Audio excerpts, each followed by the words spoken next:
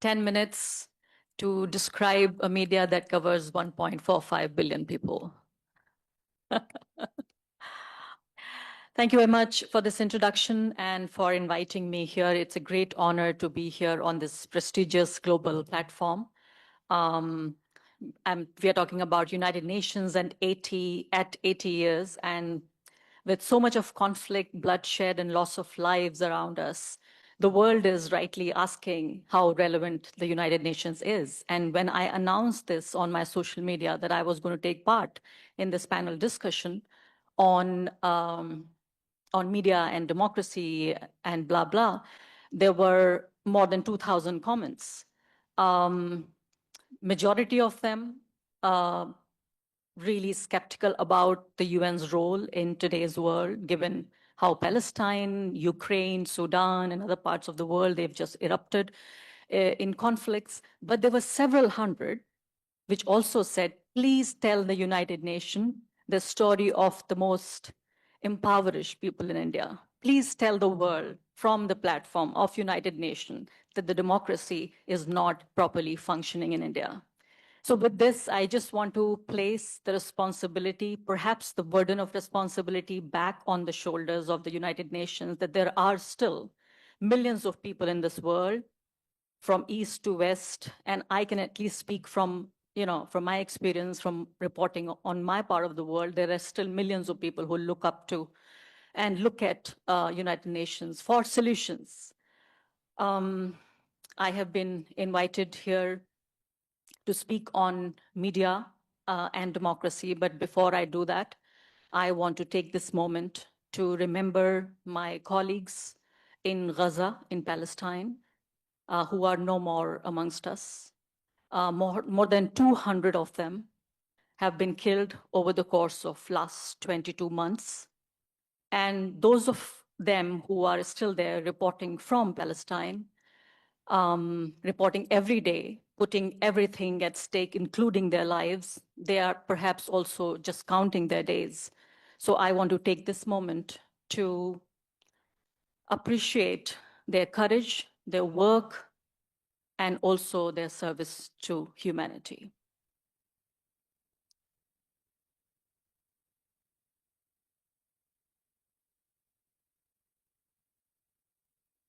Now, as I said, with 1.45 billion people, we are now the largest, most populous country on earth. And I feel like the battle of democracy is being fought in India. And also the democratic recession that we see, it's also been exemplified in India. I mean, although the United States is really giving us tough competition, but I feel like for democracy, the real battleground right now with 1.45 billion people is actually India. This perhaps is the best time to be a journalist in India and also the worst time. I'll take a couple of more minutes to explain why I'm saying this. So my subject is the media landscape in India.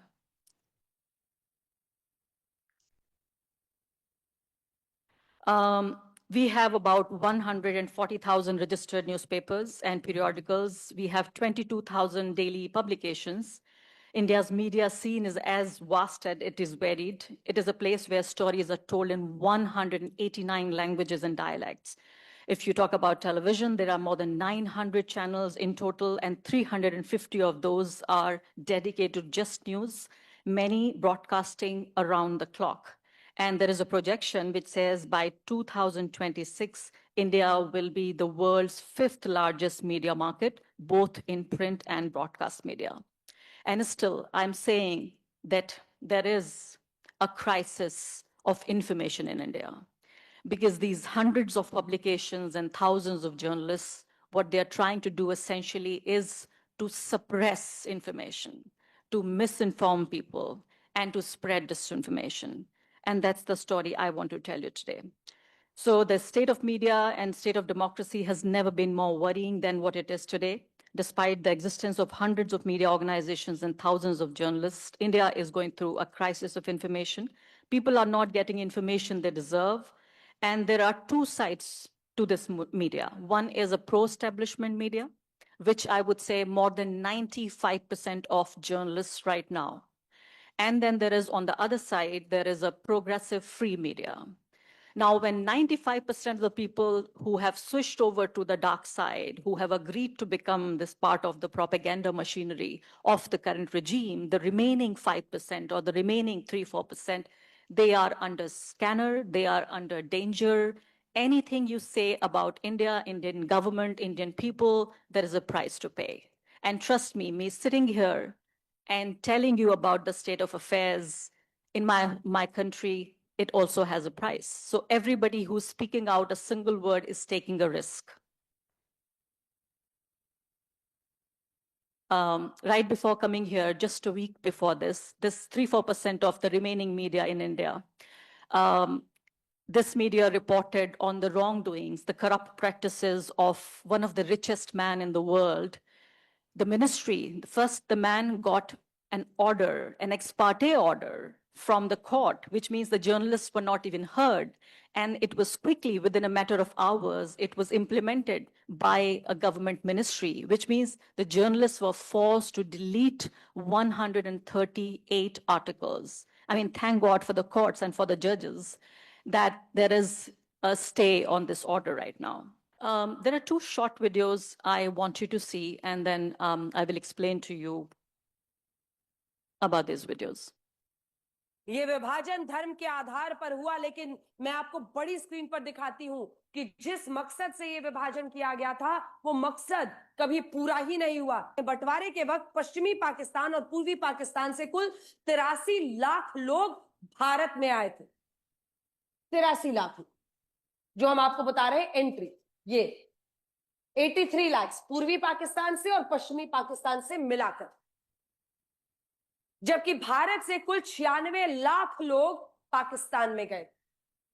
96 गए थे, इधर भी और इधर भी। ये विभाजन का मकसद क्या पूरा हुआ 1947 में, यही हम पूछ रहे हैं। तो 96 लाख गए पाकिस्तान में और 83 लाख आए Bharat.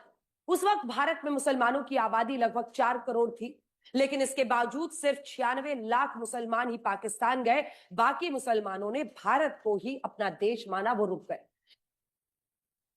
So this lady anchor here in the video, she is talking about India's partition. There was very unfortunate and painful event that happened almost 80 years ago, which is one of the worst human tragedies in the history of humankind, which was the partition of India and Pakistan. This woman is trying to tell people that the story of partition is not complete, because the partition took place on religious lines. Then why we still have more than 200 million Muslims living in India right now, which means actively alienating them, actively inciting hatred and violence against them, so that there is one political party that could remain in power forever.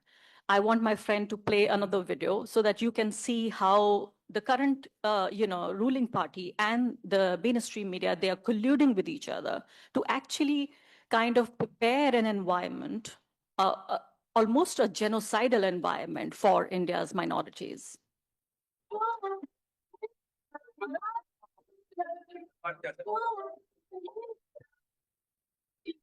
Passengers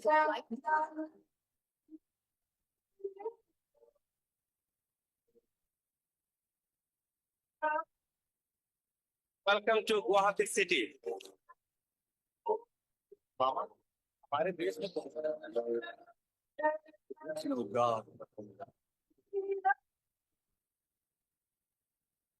So this video is from the BJP's Assam state Twitter handle. It is an official Twitter handle by this ruling party, which rules the northeastern state of Assam. And this video, as you can see for yourself, it says that if you do not continue to vote for the BJP, then Assam is going to look like this.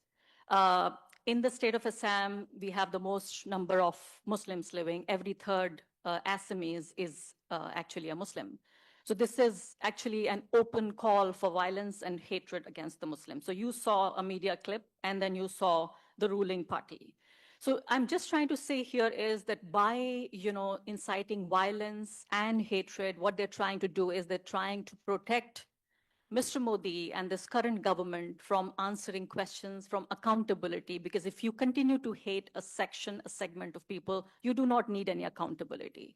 It is the third term of Mr. Modi in power, and he continues to rule because he continues to tell people that there is an internal enemy within, and you need to fight this enemy. You don't have to ask questions of the government. I'm just going to take 30 more seconds, the grace 30 seconds. Which is that I want to conclude that we all agree that democracy rests on an informed citizenry. Citizens must know how governments perform, where policies succeed, and where they fail, in order to make fair choices at the ballot box. But the way Indian media is functioning, it is polarizing communities and undermining any possibility of any reconciliation or peaceful dialogue, especially in a diverse society like India, where unity in diversity has been the foundation of our democracy, and we have successfully practiced this for the almost past 80 years. In the Indian context, rebuilding trust in media is essential, not through control or censorship, but by strengthening transparency, accountability, and ethical journalism. On the sidelines of UNGA, it is vital to recognize that safeguarding democracy is not only about protecting elections or institutions, but also about protecting the credibility of information that binds citizens together in trust and peaceful coexistence.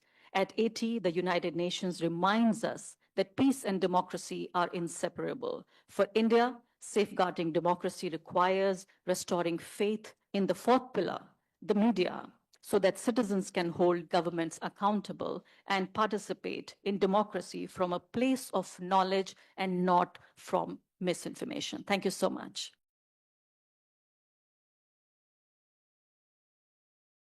I think it is the most important question that all panelists couldn't even address.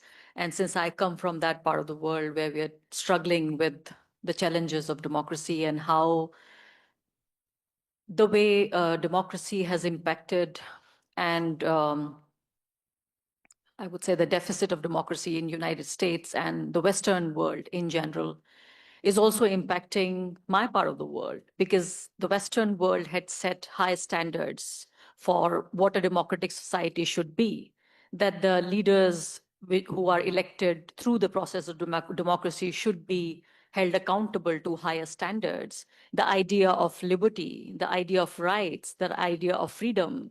I think when all of this is compromised in the world, which we called, which sets the standards for other countries, then it works as a big setback for countries which are already struggling with democracy and democratic norms. For example, if I would say something in India as a journalist, I would always say, look, what's happening in America, how it happens in America, or how it happens in England. Now I no more can say that. Because now people who oppose a democratic structure, they say, look, what's happening in America? We are still better off. Look how America is falling or has fallen. Those kind of, phrases are being used for America. I don't know whether you all agree or not, but America is falling is kind of a phrase which is being used in my part of the world. So it doesn't really end up making all of us look better, feel better, or, hope for a more bright future.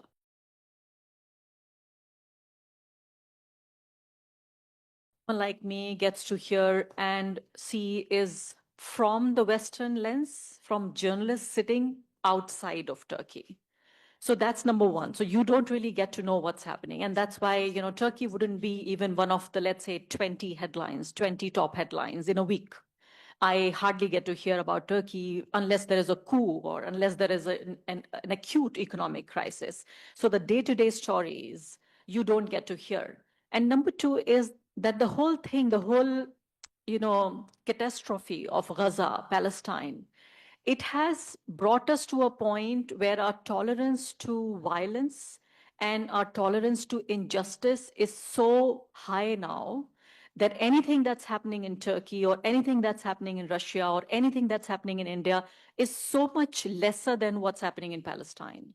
So you feel like, okay, we can maybe live with what's happening in Turkey. We can live with what's happening in India. So I think one of the things that we really don't realize, and I was talking to my friend Behzad, and this came up, and kind of I thought I never got this idea, that how this whole Gaza thing has really risen our tolerance to injustice, violence, and darkness, and you are now judging, making Gaza as the standard for whatever else is happening in the world.